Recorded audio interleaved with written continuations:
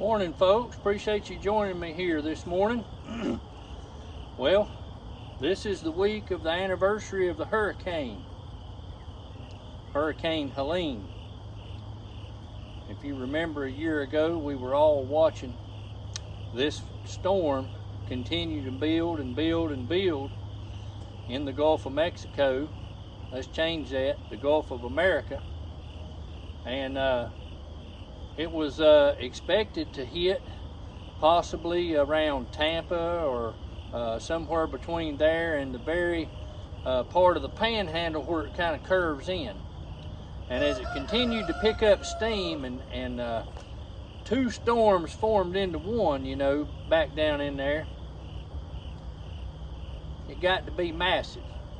And as it come up through there, it made landfall right where the crook is there, and then it went right on up into Georgia, like kind of through Augusta and that part.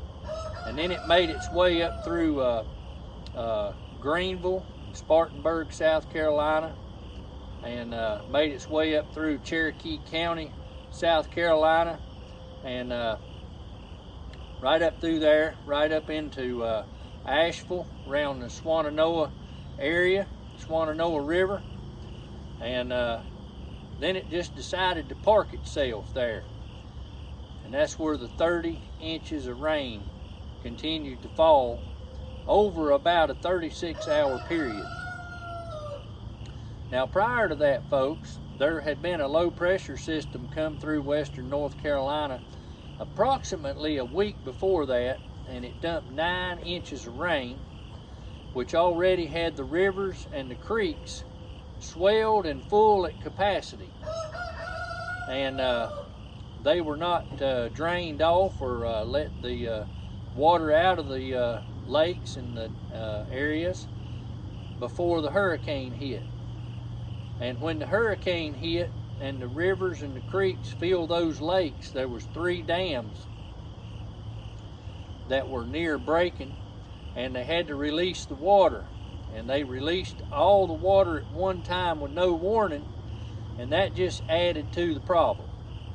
And that just exasperated everything that happened and created just a tsunami of water coming down the rivers. And I mean, the rivers were known to have started rising and get to 30 feet deep or 30 feet above normal levels in just a few hours. And the mudslides adding to the problem, pushing the trees and things into that torrent of water, created a devastation like no one had ever seen. Well, when all that took place, I'll tell you a little bit how we got involved. And it was right after the storm. I have family that lives in Zirconia, North Carolina, which is just outside of Flat Rock. My uncle used to pastor the Flat Rock church there, the Bethel Wesleyan Church, and Pastor Tim used to go to youth camp with me, and so we knew one another, knew several of the people.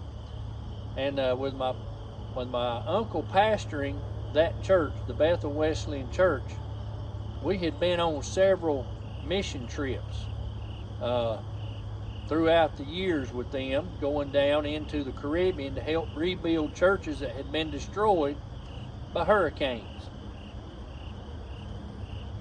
So after the storm passed, I kept trying to get a hold of my cousin, and I finally was able to get a hold of her, and she said they had been working for 2 days trying to get a way out. Said either direction they went, there was trees across the road, the bridges were gone, and they had been working for 2 days just to get out.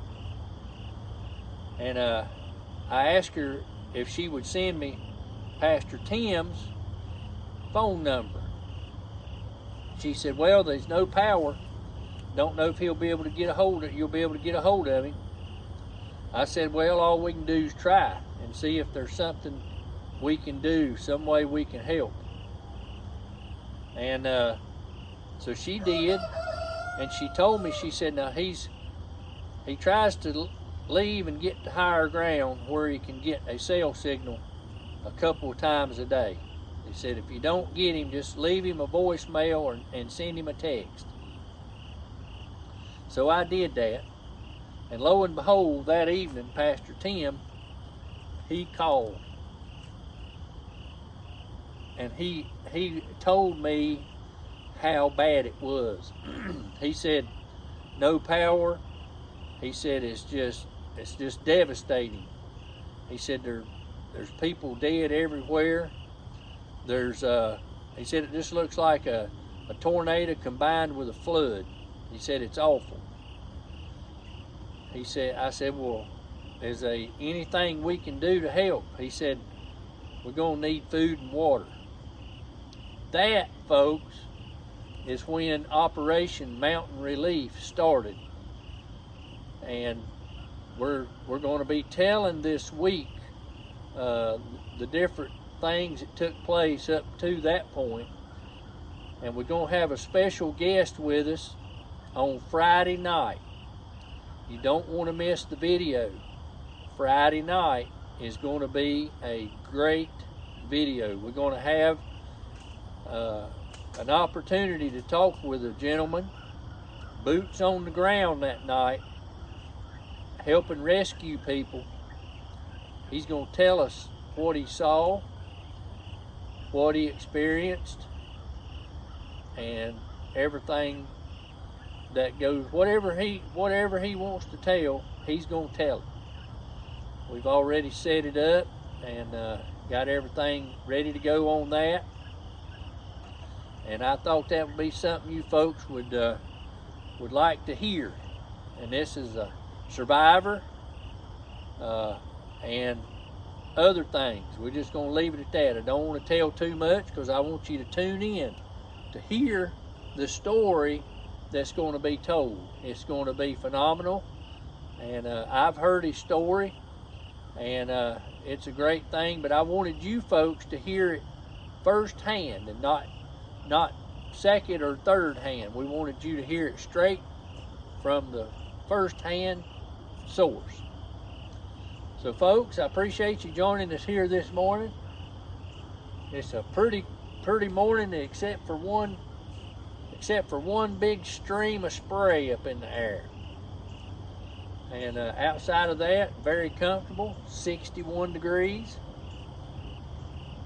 Quiet. Frogs, you can hear them. You might can. And we're looking for a pretty day. Now, we're supposed to have some inclement weather Thursday and Friday here, imagine that. And then they're adding to it this morning by trying to create a problem. So, anyway, I appreciate you folks joining this morning. As we're out here early, you're going to see this video tonight. And I appreciate you watching. And we're going to start getting our stuff ready. We're going to be getting our party in a pan ready on Thursday and our special guest on Friday. Folks, y'all have a blessed day. We'll see you on the next video.